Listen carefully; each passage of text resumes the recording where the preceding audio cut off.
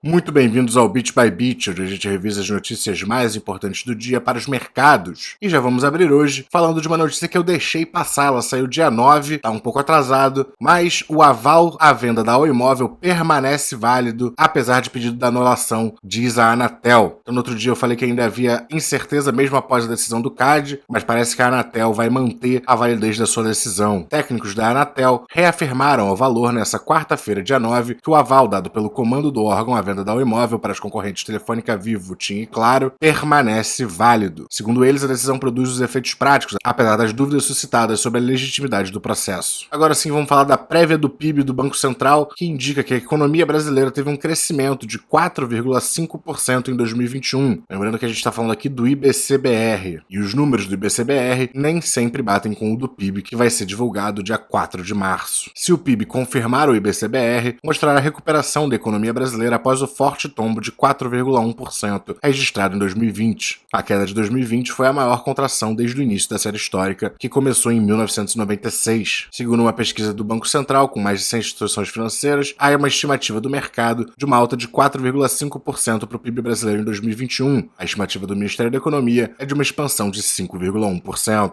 E vamos também falar do PIB do Reino Unido, que sobe 1% no quarto trimestre, também de acordo com um relatório preliminar. O resultado veio levemente abaixo das expectativas de analistas, que previam uma alta de 1,1% no período. Na comparação anual, o PIB britânico teve uma expansão de 6,5% entre outubro e dezembro. Nesse caso, o consenso de analistas era para um aumento um pouco menor, de 6,3%. Em todo o ano de 2021, o PIB do Reino Unido avançou 7,5%, após sofrer uma queda de 9,4% em 2020. Vamos para o cenário corporativo, começando com a Hapvida, que anuncia a compra do Grupo Smile por R$300 milhões. O grupo possui uma operadora de planos de saúde, um hospital próprio e uma clínica médica. O Grupo Smile atua por meio de uma operadora de planos de saúde, com cerca de 80 mil beneficiários, localizados principalmente em Maceió, Alagoas, João Pessoa, Pernambuco, Campina Grande e Brasília, Distrito Federal. A empresa também administra uma clínica médica e um hospital próprio, sediado em João Pessoa, com 39 leitos, sendo 14 de UTI. Vamos falar também da produção da Vale, que veio em 82,4 milhões de toneladas de minério de ferro para o quarto trimestre de 2021. O montante, porém, é 7,8% menor quando comparado com o volume registrado no trimestre anterior e ainda representa um recuo de 2,4% em relação à quantidade registrada no mesmo período do ano passado. Ano retrasado, no caso,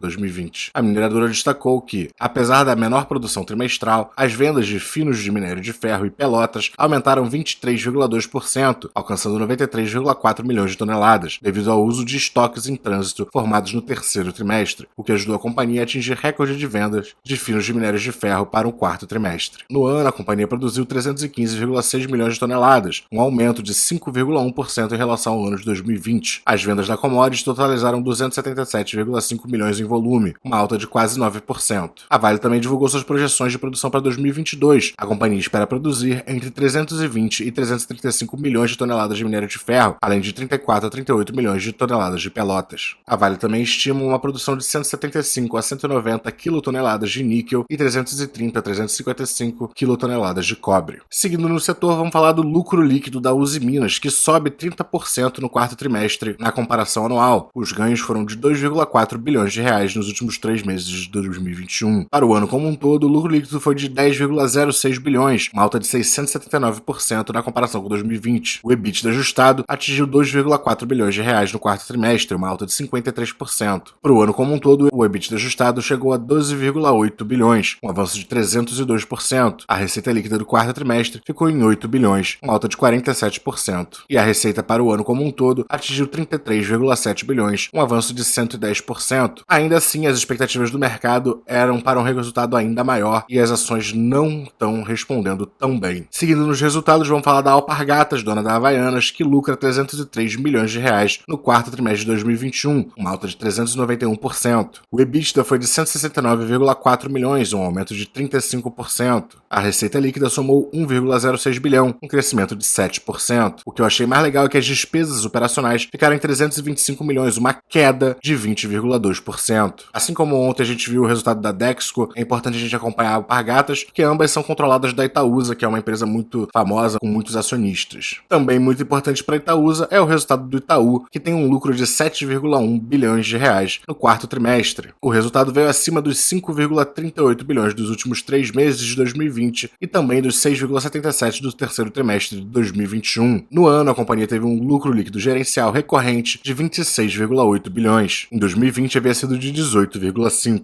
A margem financeira do banco atingiu 21,2 bilhões, um avanço de 8,7% em relação ao terceiro trimestre e de 20,6% em relação ao ano anterior. O retorno sobre a média do patrimônio líquido em 2021 ficou em 19,3%, uma alta de 4 pontos percentuais em relação a 2020. Para o último trimestre apenas, o número ficou em 20,2%. As despesas gerais e administrativas reduziram 2,6% em 2021. Os ativos totais aumentaram 0,5% no trimestre e 2,4% nos últimos 12 meses. Ao contrário do resultado da Uzi Minas, esse aqui surpreendeu positivamente o mercado e o Itaú vem respondendo muito positivamente ao seu resultado no dia de hoje. Seguindo nos bancos, vamos falar do ABC Brasil, que tem lucro de 162 milhões de reais no quarto trimestre, uma alta de 6,9%. Quando comparado com o quarto trimestre de 2020, a alta é de 52,8%. Para o ano como um todo, o lucro líquido cresceu 77,7%, alcançando 572,2 milhões. A carteira de crédito expandida avançou 1,2% no trimestre e 9,7% no ano, alcançando 37,7 bilhões de reais. Sua margem financeira totalizou 422,1 milhões, uma alta de 10,8% na comparação trimestral e de 40,7% na anual. Trago também os resultados da Multiplan, que sobem 45,5% no quarto trimestre, atingindo 213,6 milhões. Isso, porém, em relação ao mesmo período de 2020. Lembrando que 2020 foi um ano muito difícil para o setor de shoppings. Porém, parece que esse período está acabando, afinal, as estimativas de consenso do mercado para o lucro da empresa eram de apenas 159 milhões. Uma base ajustada, ignorando os efeitos não recorrentes, o lucro atingiu 222,7 milhões. A receita líquida da operadora cresceu 47,8% no ano. As vendas dos lojistas superaram em 8,1% os níveis de 2019, antes da pandemia. Esse resultado acima de 2019 vem pela primeira vez nos últimos 2 anos. O EBITDA quase dobrou no trimestre, atingindo 285,1 milhões. Na base ajustada, o indicador subiu 82,3% a 294,3 milhões, com uma margem EBITDA de 66%. Então, um resultado muito sólido para a Multiplan e boas expectativas aí para outras operadoras de shoppings e até para fundos imobiliários de shoppings que têm participação nas vendas que ocorrem nos seus imóveis. Vamos agora aos destaques do Ibovespa. Entre as altas, em primeiro lugar, o Itaú, subindo 5,91%, seguido de Petrobras, 4,49%, Itaúsa, 4,26%, PetroRio, 4,24%, a preferencial da Petrobras, 4,07% e Banco do Brasil, 3,5%. Entre as baixas, o destaque fica com Magalu, caindo 8,5%, Uzi Minas, 7,45%, BB Seguridade, 6,57%, Azul, 5,84%, Via, 5,07% e Gol, 4,83%. No mapa da S&P 500, mais um mar de sangue muito vermelho. As exceções ficam aqui com o setor de energia, de tabaco e de comidas embaladas. Também temos exceções no setor de defesa e espaço aéreo. O nosso Ibovespa fechou subindo 0,18%, mas a gente viu as principais altas. Tem Itaú, Petrobras, Itaúsa, muitas empresas com muito peso no Ibovespa, e é por isso que se a gente olhar para o índice ESG, a gente caiu 0,67%. Porém, ainda no Ibovespa, a gente teve uma virada num certo momento do dia. A gente começou muito bem, chegamos a subir mais de 1%, batemos aqui quase 115 mil pontos, e a gente encontrou muita força vendedora e fechamos uma movimentação pequena. O dólar fez a mesma coisa na direção oposta, ele chegou caindo muito, chegou a bater aqui 5,18, segundo dia consecutivo que a gente encontra muita força compradora aqui embaixo, e ele fecha subindo 0,06%. Os fundos imobiliários seguem mais ou menos estáveis, com uma subida de 0,06% também. O S&P despencou 1,9%, perdeu tanto a média móvel de 20 dias quanto a de 200 dias. Imagino que agora seja a hora da gente fazer baixas inferiores a essas aqui. Imagino que a gente vai ver ainda bastantes perdas no S&P e nos mercados americanos em geral. E as criptomoedas também estão caindo. Bitcoin cai 2,37% aos 42 mil dólares. Nesse momento lutando aqui com a média móvel de 50 dias e mantendo sua correlação com a Nasdaq. Mas bem, o Bit vai ficando por aqui. Se você gostou do conteúdo, não esqueça de dar aquele like, se inscrever no canal e até a próxima!